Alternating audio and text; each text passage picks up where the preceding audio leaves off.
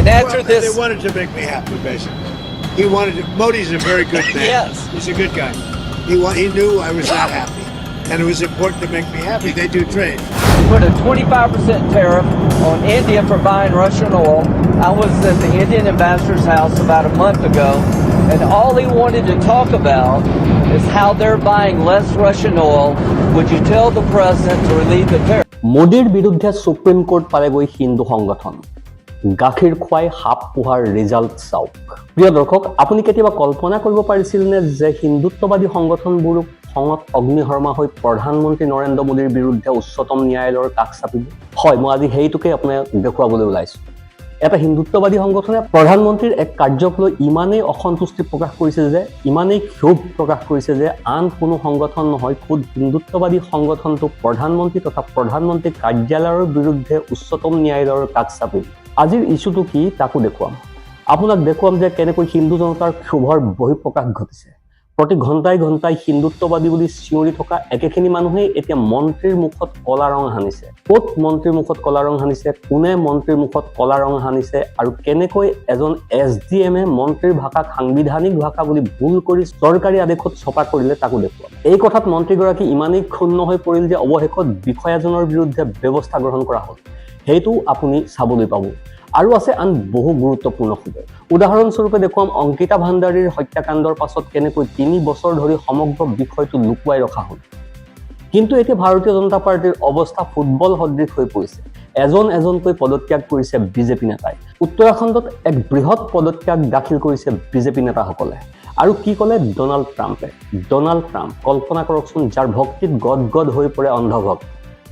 এতিয়া তেওঁই আমাৰ দেশক মুকলিকৈ ভাবুকি দিছে। যদি এতিয়াও তাৰ প্ৰমাণ লাগে তেন্তে এই দেশৰ বিবেক বিক্ৰী কৰা সাংবাদিকসকলক দেখুৱাম।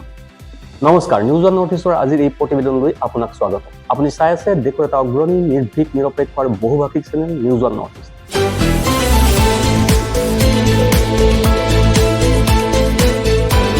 নিউজ ওৱান নৰ্থ ইষ্টৰ মাধ্যমেৰে আমি কেৱল বাতৰি সম্প্ৰচাৰ কৰাই নহয়, ইয়াৰ আঁৰৰ প্ৰকৃত সত্যও আপোনাৰ সন্মুখত তুলি ধৰিবলৈ চেষ্টা কৰোঁ। যিবিলাক বাতৰি গুডি মিডিয়াই আপোনাৰ সন্মুখৰ পৰা সদায়েই লুকুৱাই ৰাখে। আহক এই খবৰটোৰ পৰাই আৰম্ভ কৰোঁ। এটা খবৰ আহিছে। প্ৰভাকৰ কুমাৰ মিশ্ৰ নামৰ এজনে লিখিছে, ইয়াত আপুনি প্ৰথমে প্ৰধানমন্ত্ৰী নৰেন্দ্ৰ মোদীক দেখা পাইছে, লগতে কিৰেণ ৰিজিজু আৰু আন এজন ব্যক্তিকো দেখা পাইছে। তেওঁলোকে হাতত এখন চাদৰ লৈ আছে।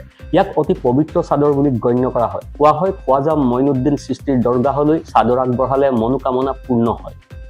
হয়, আমাৰ দেশত বহুতো ধৰ্মীয় পৰম্পৰা আছে। সেই ভিত্তিত আপোনাক ভক্ত বুলি গণ্য কৰা হয় আৰু আপোনাৰ ইচ্ছা পূৰণ হয়। কিন্তু চলচ্চিত্ৰ অভিনেতা অভিনেত্ৰীও যায় তালৈ। তেওঁলোক মুছলমান হওক বা নহওকেই কোনো কথা নাই।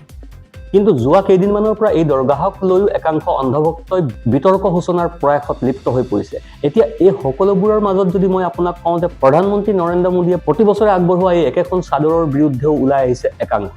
হয়, খবৰটোনো কি? আজমেৰৰ খ্বাজা মঈনুদ্দিন চিস্তিৰ বাৰ্ষিক উৰছ মুবাৰকত প্ৰধানমন্ত্ৰীৰ কাৰ্যালয় আৰু অন্যান্য সাংবিধানিক পদত অধিষ্ঠিতসকলে চাদৰ আগবঢ়োৱাৰ পৰম্পৰাক উচ্চতম ন্যায়ালয়ত প্ৰত্যাহ্বান জনাইছে হিন্দুত্ববাদী সংগঠন। আজি এই গোচৰৰ শুনানি গ্ৰহণৰ কথা। আবেদনখনত উল্লেখ কৰা হৈছে যে খ্বাজা মঈনুদ্দিন চিস্তিক দিয়া চৰকাৰী সুৰক্ষা আৰু সন্মান অসাংবিধানিক, স্বেচ্ছাচাৰী, ঐতিহাসিকভাৱে ভিত্তিহীন আৰু ভাৰত গণৰাজ্যৰ সাংবিধানিক মনোভাৱ আৰু সাৰ্বভৌমত্বৰ বিপৰীত। এই আবেদন বিশ্ব বৈদিক সনাতন সংঘই দাখিল কৰিছে। অনুগ্ৰহ কৰি আকৌ এবাৰ শুনক। এই এজাহাৰ দাখিল কৰিছে বিশ্ব বৈদিক সনাতন সংঘৰ মুৰব্বী জিতেন্দ্ৰ সিং বাৰ্সিন আৰু হিন্দু সেনাৰ সভাপতি বিষ্ণু গুপ্তাই। অৰ্থাৎ কালিলৈকে যিবোৰ হিন্দু সংগঠনক লালন পালন কৰি উৎসাহিত কৰা হৈছিল, সেইবোৰেই এতিয়া প্ৰধানমন্ত্ৰীক প্ৰত্যাহ্বান জনোৱা দেখা গৈছে। এতিয়া আপোনাক পোনে পোনে মধ্যপ্ৰদেশৰ খবৰৰ মাজলৈ লৈ যাওঁ আৰু তাত কি হৈছে চাওক।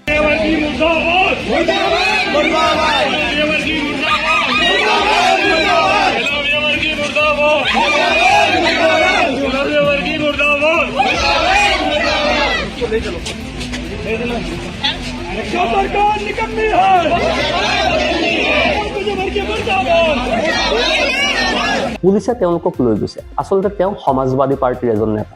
মধ্যপ্ৰদেশৰ সমাজবাদী পাৰ্টীৰ অধ্যক্ষ মনোজ যাদৱে কৈলাশ বিজয়বৰ্গীয়াৰ পোষ্টাৰত কলা ৰং সানিছে আৰু কৈলাশ বিজয়বৰ্গীয়াৰ কাৰ্যালয় ঘেৰাও কৰিছে। দূষিত পানী সেৱন কৰাৰ ফলত এই পৰ্যন্ত ইন্দোৰত 16 জন লোকৰ মৃত্যু হৈছে। অৱশ্যে কাৰো বিৰুদ্ধে কোনো ব্যৱস্থা গ্ৰহণ কৰা হোৱা নাই, যিটো চিন্তাৰ বিষয়। ইফালে গুজৰাটতো দূষিত পানী সেৱন কৰাৰ ফলত শ শ লোকৰ অৱস্থা সংকটজনক বুলি জানিব পৰা গৈছে। এতিয়া চাওক দেৱাসৰ SDM চাহাবৰ কাণ্ড। SDM চাহাবে ভুল কৰিলে। তেওঁ ভাবিছিল যে কৈলাশ বিজয়বৰ্গীয়াই সাংবাদিক এজনক ঘণ্টা শব্দটো ব্যৱহাৰ কৰাৰ বাবে এই ঘণ্টা শব্দটো বিজেপিৰ সাংবিধানিক শব্দ ভাণ্ডাৰত অন্তৰ্ভুক্ত কৰিছে। তেওঁ কেনেকৈনো জানিব? হয়তো সেইবাবেই প্ৰতিবাদৰ সময়ত কৰ্তব্য নিযুক্তি দিয়া সম্পৰ্কে দিয়া এটা আদেশত তেওঁ 2বাৰ নে 3বাৰ ঘণ্টা শব্দটো লিখিছে। এইটো কিমান অশালীন আছিল আপুনি কল্পনা কৰিব পাৰে? প্ৰথমে আপোনাক দেখুৱাওঁ যে সেই চৰকাৰী নিৰ্দেশনাটো কি আছিল। বিজেপি শাসিত ইন্দোৰত মল-মূত্ৰযুক্ত দূষিত পানী খাই 14 জন লোকৰ মৃত্যু হোৱাৰ লগতে 2800 জন লোক চিকিৎসাধীন হৈ আছে বুলি লিখিছে দেৱাসৰ SDM।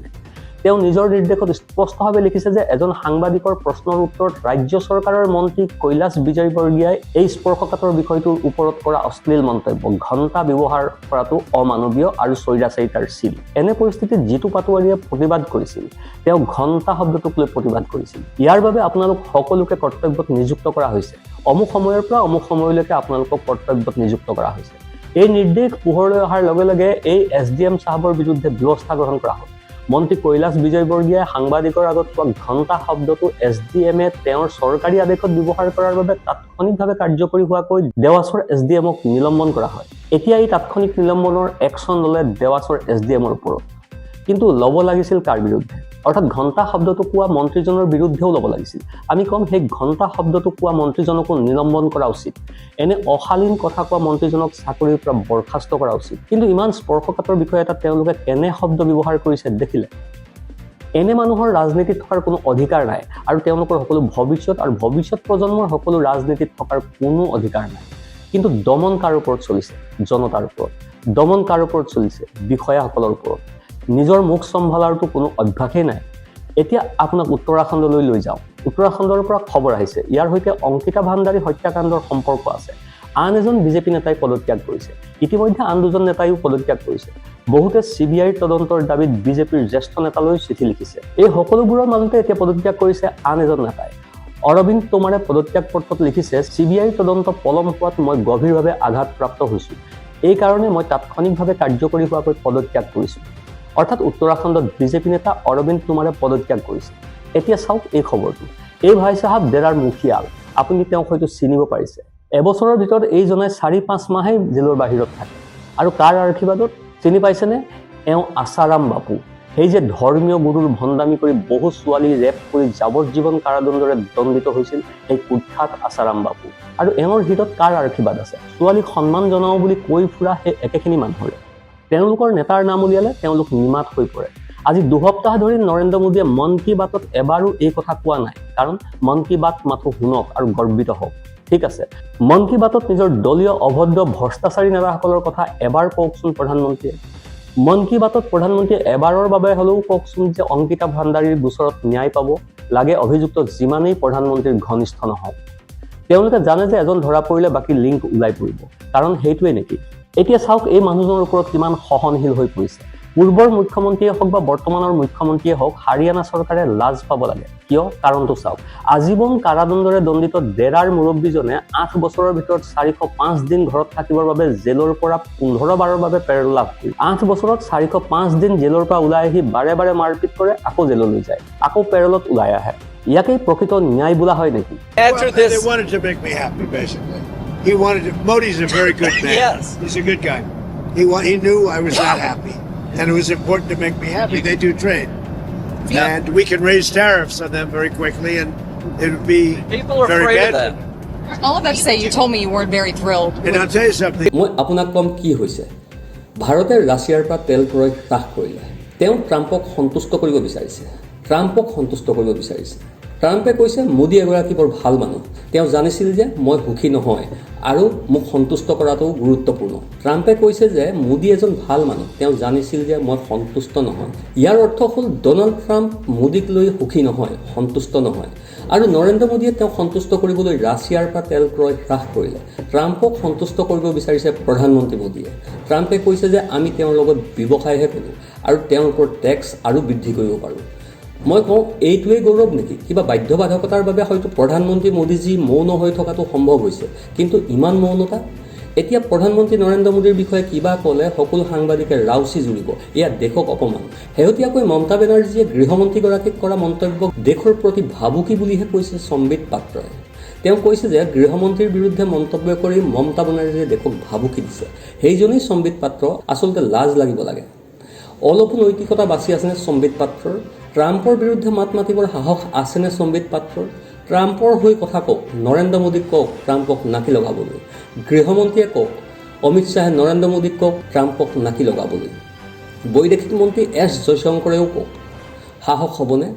এতিয়া এই মুকলি বক্তব্যটো শুনক। 5% tariff on India for buying Russian oil. I was at the Indian ambassador's house about a month ago, and all he wanted to talk about is how they're buying less Russian oil. Would you tell the president to relieve the tariff? This stuff works. So I really do believe that what he did with India is the chief reason India is now buying substantially less. এতিয়া আপুনি বুজি পাইছেনে ট্ৰাম্পৰ কি হৈছে? আনকি ট্ৰাম্পৰ বিষয়াজনেও প্ৰধানমন্ত্ৰী নৰেন্দ্ৰ মোদীক ভাবুকি দিছে। ভাৰতৰ কথা কৈছে যেন তেওঁলোকৰ ৰাজ্যহে, আমি তেওঁলোকক সন্তুষ্ট কৰিব বিচাৰিছোঁ। কোনোবাই ভুলতে চকু মুদি দিলে এনেকুৱাই হয়। ভেনিজুৱেলা কাণ্ডৰ পিছত ট্ৰাম্পৰ অহংকাৰ আৰু স্পষ্টকৈ দেখা গৈছে। ইয়াৰ উত্তৰ কোনে দিব পাৰে? যদি কোনো বিষয়া আহি কয় ট্ৰাম্প মিছলীয়া আৰু প্ৰতাৰক, মাত্ৰ ক'বলৈ চেষ্টা কৰক। যদি আপুনি এতিয়াও এই ভিডিঅ'টো লাইক কৰা নাই তেন্তে সোনকালে কৰক, কাৰণ এই চেনেলটো গুডি মিডিয়া নহয় যাক ক্ষমতাৰ জোৰেৰে সঁচা কথা কোৱাৰ ক্ষেত্ৰত দমন কৰিব পাৰিব। তলৰ কমেণ্ট ছেকশ্যনত আপোনাৰ মনৰ কথা শ্বেয়াৰ কৰিব, কাৰণ আপোনাৰ কণ্ঠই হৈছে আমাৰ মূল শক্তি। Bureau' report, news one north east.